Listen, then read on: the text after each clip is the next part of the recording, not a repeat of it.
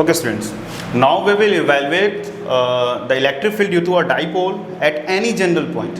ना तो ये पॉइंट एक्सियल है और ना तो इक्वेटोरियल है, एक जनरल पॉइंट है जो कि एक इसके मिड पॉइंट से r मीटर के सेपरेशन पे है या r यूनिट के सेपरेशन पे है, having an angle theta with respect to the dipole. ठीक है, इस पॉइंट P पर अगर हमें इलेक्ट्रिक फील्ड निकालना है, ठीक है, नेट इलेक्ट्रिक फील्ड निकालना है, ठीक है, पहली बात यहाँ पे डाइपोल मोमेंट का डायरेक्शन क्या होगा? डाइपोल मोमेंट का डायरेक्शन होगा from negative to positive. From negative to positive mean to से डाइपोल मोमेंट का डायरेक्शन होगा फ्रॉम नेगेटिव टू पॉजिटिव। ठीक है, यहाँ पे हम अपने डाइपोल मोमेंट को रिजॉल्व करेंगे। Dipole moment itself is a vector quantity. ठीक है, इसे हम रिजॉल्व कर सकते हैं इजीली। ठीक है, एक इस लाइन के अलोंग करेंगे और एक इस लाइन के परपेंडिकुलर करेंगे। ठीक है, अगर हम इस लाइन के परपेंडिकुलर इसको रिजॉल्व कर रहे हैं, देन अगर ये एंगल अगर ये हमारा P वेक्टर है और ये एंगल अगर थीटा है, देन ये क्या होगा? P साइन थीटा और ये क्या होगा? P cos theta. ठीक है, देन इस लाइन के अलोंग हमारा जो डाइपोल बनेगा, इस लाइन के अलोंग जो हमारा डाइपोल बनेगा वो क्या होगा? P sine theta. ठीक है, और इस लाइन के अलोंग जो हमारा डाइपोल बनेगा, डाइपोल मोमेंट बनेगा, वो होगा that will be our P cos theta. ठीक है, अब हमारे पास एक डाइपोल मोमेंट नहीं है, अब हमारे पास दो डाइपोल मोमेंट्स हैं, एक है P कॉस थीटा और एक है P साइन थीटा। केवल हमने एक सिंगल डाइपोल को दो परपेंडिकुलर कंपोनेंट्स में रिजॉल्व कर दिया है। ठीक है, अब अगर हम इसकी वजह से यहाँ पे पॉइंट P पर इलेक्ट्रिक फील्ड की वैल्यू को इन्वेस्टिगेट करना चाहें तो ध्यान से देखो, इस डाइपोल, इस वाले कंपोनेंट ऑफ द डाइपोल की वजह से, डाइपोल मोमेंट के कंपोनेंट की वजह से ये पॉइंट एक्सियल पोजीशन पे होगा। सिमिलरली इस वाले डाइपोल मोमेंट के रिस्पेक्ट में ये पॉइंट P इक्वेटोरियल पोजीशन पे होगा।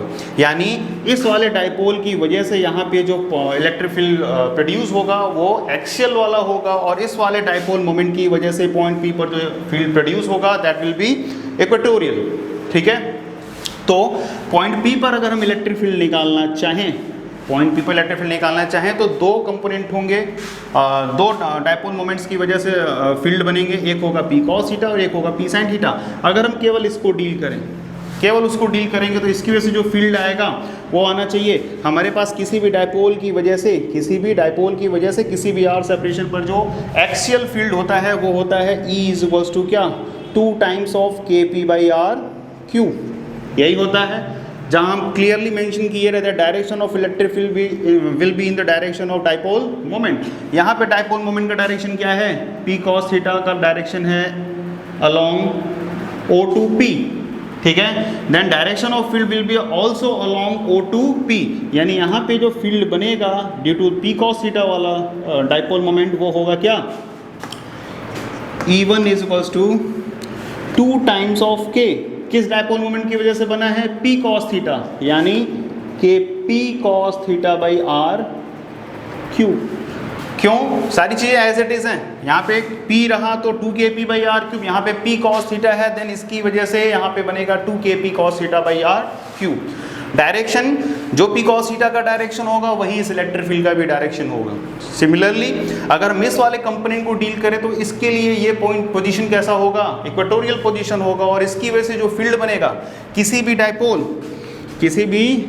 डाइपोल की वजह से उसके इक्वेटोरियल पोजीशन पे जो फील्ड होता है वो होता है KP/r क्यूब। बट इसका डायरेक्शन क्या होता है? Opposite to the direction of electric field का डायरेक्शन क्या होता है? Opposite to the direction of dipole moment. अब यहाँ पे डाइपोल मोमेंट का डायरेक्शन क्या है? कुछ इस तरह। ठीक है, देन इसकी वजह से यहाँ पे जो फील्ड प्रोड्यूस हो रहा होगा उसका डायरेक्शन क्या होगा? इस तरफ। ठीक है, यानी यहाँ पे जो फील्ड बन रहा होगा due to the P sine theta वाला टर्म, यहाँ पे क्या बनेगा? E2 इज इक्वल्स टू क्या?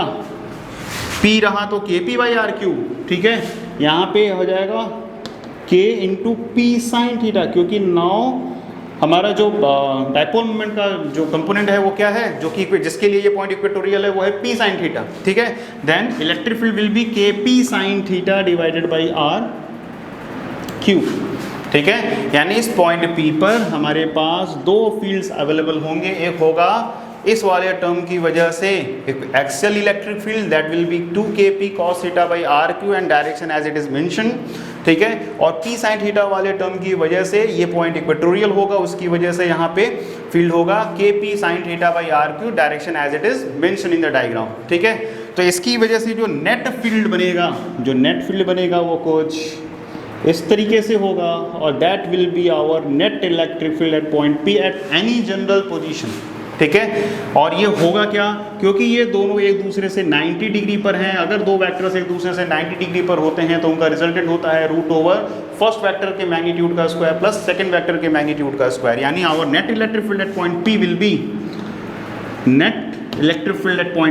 Will be root over E1 square plus E2 square. ठीक है, और E1 स्क्वायर क्या है, 2kp cos theta by R cube, यानी अगर हम 2kp cos theta by R cube का होल स्क्वायर प्लस ऐसे क्या लिखा जा सकता है kp sin theta by R cube का होल स्क्वायर। कुछ चीज़ें कॉमन होंगी और वो रूट से बाहर आ जाएंगी। यहाँ पे देखो kp by R cube, kp by R cube common करके स्क्वायर है, बाहर करेंगे देन मेरे पास सिंपली बचेगा kp बाई आर क्यूब। अब अंडर रूट में क्या बचेगा, 2 2 जा 4 cos square theta plus sine square theta. Okay, और एक cos स्क्वायर थीटा को इससे सेपरेट कर लो तो यहाँ बचेगा 3 cos स्क्वायर थीटा। ठीक है, kp by R cube root over 3 cos square theta plus cos square theta एक सेपरेट कर लिया प्लस साइन स्क्वायर थीटा। ठीक है, plus sine square theta and cos square theta plus sine square theta will be 1, यानी हो जाएगा kp by R cube 3 cos square theta plus 1। ठीक है, that will be our net field at any general position with respect to the dipole. ठीक है, अगर यहाँ से हमें एक्सेल पोजीशन पे आना है देन थीटा विल बी, इस पॉइंट P को एक्सेल पोजीशन पे ले आओ देन थीटा विल बी 0। अगर हम यहाँ पे थीटा की वैल्यू 0 रखते देन cos 0 की वैल्यू क्या हो जाती है 1, यानी ये क्या बन जाएगा 3 + 1 रूट में 4 यानी 2, यानी 2kp बाई आर क्यूब, जो कि अभी हमने निकाला रहा 2kp बाई आर क्यूब। अगर हम इक्वेटोरियल पोजीशन पे जा रहे हैं then theta will be 90 degree. 90 degree के लिए लिखोगे cos 90 की वैल्यू क्या होती है 0, यानी सीधे सीधे क्या मिल जाएगा, ये वाला टर्म हो जाएगा 0, यानी सीधे सीधे मेरे पास बचेगा रूट ओवर 1, यानी होगा kp बाई आर क्यूब, और वो कितना आता है kp बाई आर क्यूब। ठीक है, ये एक जनरल केस है, इसके हेल्प से भी हम लोग इक्वेटोरियल और एक्सियल पोजीशन पर इलेक्ट्रिक फील्ड को इन्वेस्टिगेट कर सकते हैं। नाउ ये इलेक्ट्रिक फील्ड का मैग्नीट्यूड है, अगर पूछा जाए कि इसका डायरेक्शन क्या होगा या ये कितने एंगल पे बन रहा होगा, ठीक है, ये नेट इलेक्ट्रिक फील्ड का एंगल क्या होगा विद रिस्पेक्ट टू E2, अगर हम बोले विद रिस्पेक्ट टू E2 इसका E2 इसका एंगल क्या होगा, तो हम बोलेंगे मान लिया लेट ये एंगल क्या है अल्फा।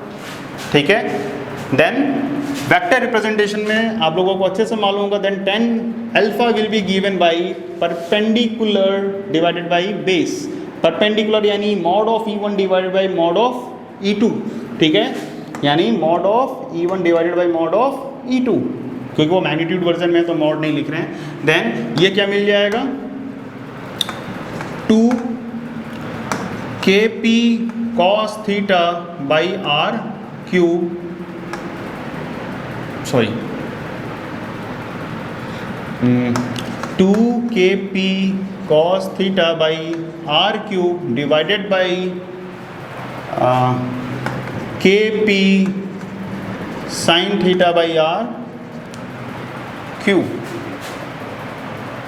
ठीक है, देन kp से kp कैंसिल आउट हो जाएगा, आर क्यूब से आर क्यूब कैंसिल आउट हो जाएगा, then tan alpha equals to 2 times of cos theta divided by sin theta. ठीक है, then tan alpha is equals to 2 times of cot theta. ठीक है, tan alpha equals to 2 cot theta. ठीक है, यहाँ पे एक चीज़ मेंशन करना जरूरी है दैट ये अल्फ़ा कहाँ से लिया गया है। अल्फ़ा लिया गया है विद रिस्पेक्ट टू E2, ये लिखना जरूरी है। It is taken with respect to E2। अगर क्वेश्चन में कभी पूछा जाए विद रिस्पेक्ट टू E1 या विद रिस्पेक्ट टू R का भी डायरेक्शन वही है जो कि E1 का डायरेक्शन है, ठीक है। अगर बोला जाए with respect to E1 what will be the direction of E net, ठीक है, नेट इलेक्ट्रिक फील्ड, ठीक है। तो लेट कर लिया कि E1 के रिस्पेक्ट में ये एंगल कितना होगा, बीटा, ठीक है। E1 के रिस्पेक्ट में ये एंगल कितना होगा, beta. Then tan beta will be given by tan beta will be given by tan beta will be given by क्या, perpendicular by base, perpendicular by base, ठीक है, परपेंडिकुलर बाई बेस। जैसे alpha के लिए हमने ये परपेंडिकुलर और ये बेस लिया रहा, वैसा ही बीटा के लिए हम लोग इसे परपेंडिकुलर और इसे बेस लेंगे, ठीक है। परपेंडिकुलर अपॉन बेस, परपेंडिकुलर क्या है हमारा E2, बेस क्या है E1, ठीक है। यानी tan बीटा की वैल्यू क्या आ जाएगी, E2 बाई E1, और E2 की वैल्यू क्या है, KP sine theta by R cube, ये है 2 times of KP cos theta by R cube. KP से KP कैंसिल, R क्यूब से R क्यूब कैंसिल, बचेगा sine theta by cos theta divided by 2, यानी tan beta is equals to tan theta by 2। अब हमें यहाँ पे भी फिर से मेंशन करना पड़ेगा दैट ये एंगल कहाँ से लिया गया है, with respect to E1 vector, और लिखा जा सकता है R वेक्टर, क्योंकि R का भी डायरेक्शन वही है, जो कि E1 का डायरेक्शन है, ओके। तो आइदर बोलो विद रिस्पेक्ट टू E1 या आइदर बोलो with respect to R, tan beta will be tan theta by 2, half of the angle of the angular position of the point of observation, ठीक है। Half it will be the half of the tangent of the angle of point of observation with respect to the dipole. Point of observation का dipole के साथ बनाया गया angle का tangent का आधा है, हाफ है, ठीक है, ओके, थैंक यू।